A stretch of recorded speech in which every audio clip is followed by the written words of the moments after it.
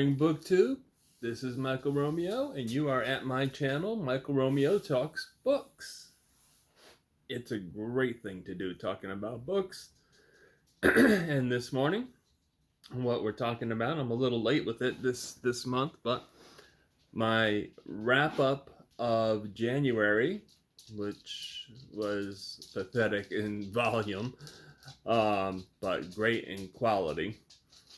And my to be reads for what's this month? February. So starting off, my wife and I, as I've said in many videos, read to each other, and for the month of January, we read the Wednesday the Rabbi Got Wet, which is part of the Rabbi's Small Mystery Series by Harry Kemmelman. It starts with Friday, which of course is the Sabbath, the Jewish Sabbath. Starts on Friday night, and it goes day by day. And then when they run out of days, then you start seeing other books. You know, one fine day the Rabbi did, the other day the Rabbi did, and anyway, it's got quite a number of books in it. But yeah, we did Wednesday, The Rabbi Got Wet, and it's my favorite so far of the series. We started at Friday, and we're working our way through it in order. Then this one was probably the best one yet. They've all been good. They haven't been great. They've all been good, but this one had this one has some oomph to it. And one of the things I really enjoy about the Rabbi Small series is that being a rabbi,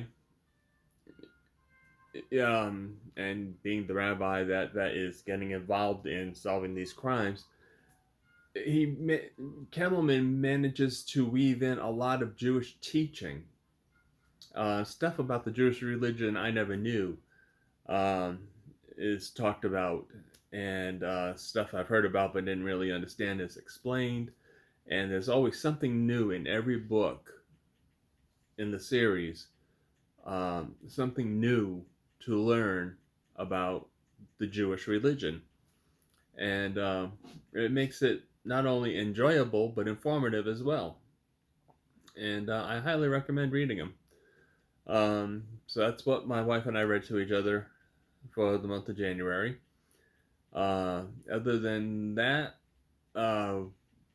I read as part of a buddy read with MJ at Reading This Life.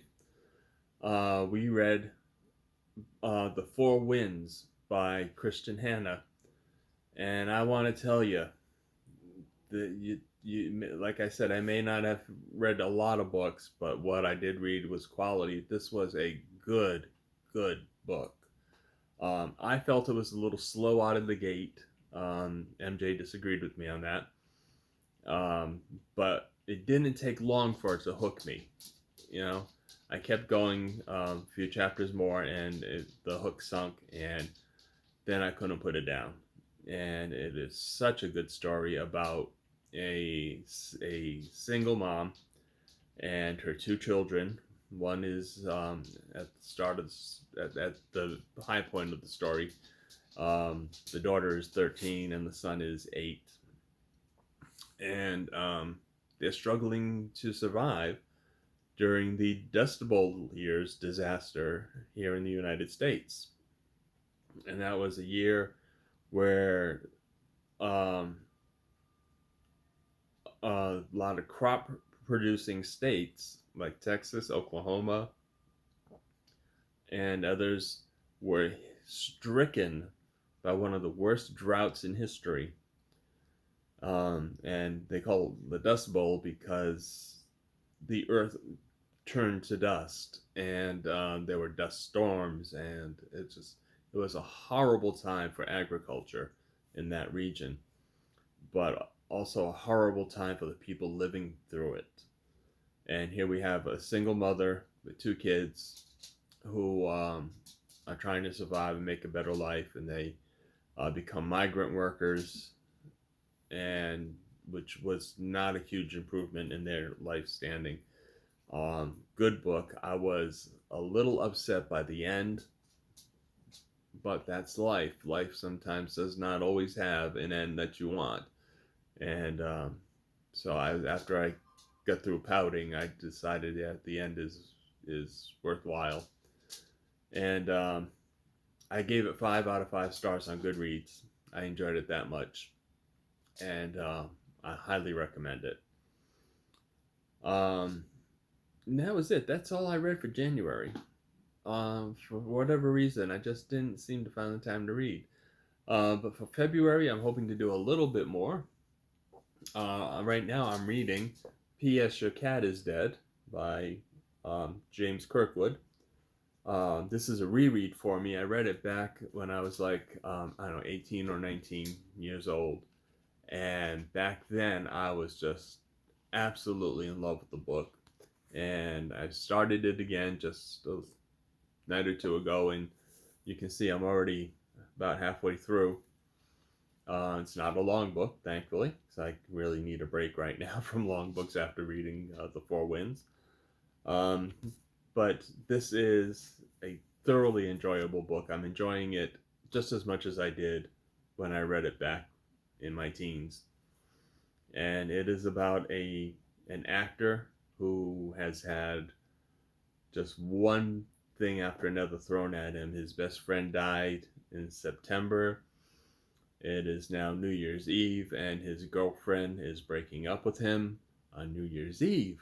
His girlfriend's breaking up with him, and his home has been burglarized a number of times, and he just lost an acting job he was depending on, and his house gets burglarized again, but this time he catches the burglar and ties the burglar up. So the only person he's got to pour his soul out to is this burglar he's got tied up in his kitchen, and it's a very interesting character study. The main character, the actor, is well written. It's a strong character. The burglar is some comic relief, and just this is one I highly recommend. It's from 1972.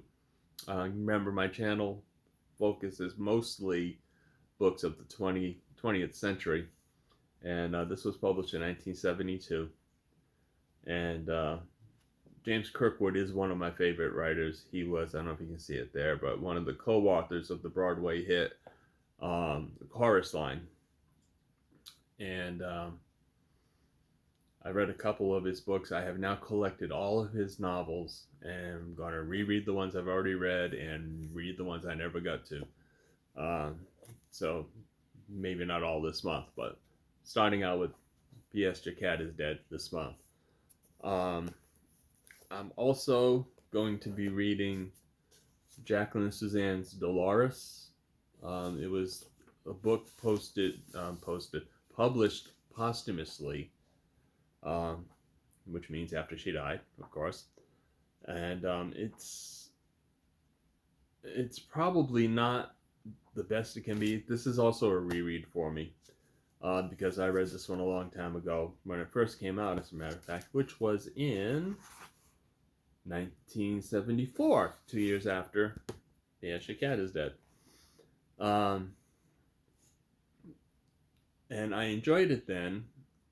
I do have a feeling, though, that had she lived to finish it, it would have been much more than what it is. As it was finished basically by her editor, working from her manuscripts, her notes, and such.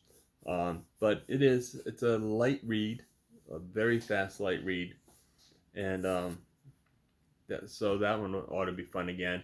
And in between these two, doing another buddy read, this time with Jolene at Bookworm Adventure Girl. Bookworm Adventure Girl, is that right? Yeah, Bookworm Adventure Girl. It's been a long day. I work third shift and it's the morning after. So yeah, little bit. I need a cup of tea really bad. Um, but we're going to be doing The Hours by Michael Cunningham, and I'm excited about that because it's supposed to be an awesome book. But also, not only is it a buddy read with one of my favorite BookTube buddies, um, but I have a goal of reading all the Pulitzer Prize winning fiction, and this is a Pulitzer Prize winning fiction novel. Um, so it's going to let me tick that one off. So I'm doing so it's double whammy. It's I get to do a buddy read, and I get to tick it off a project list, which is great.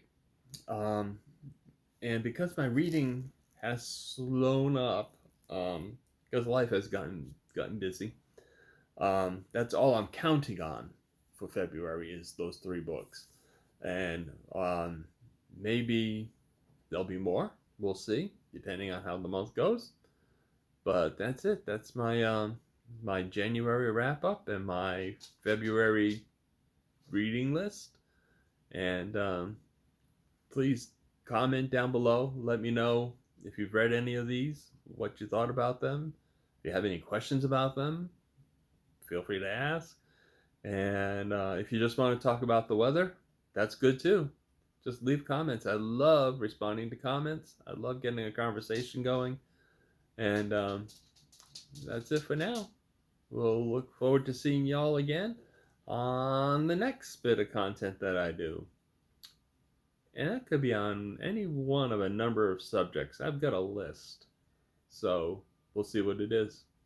See you later.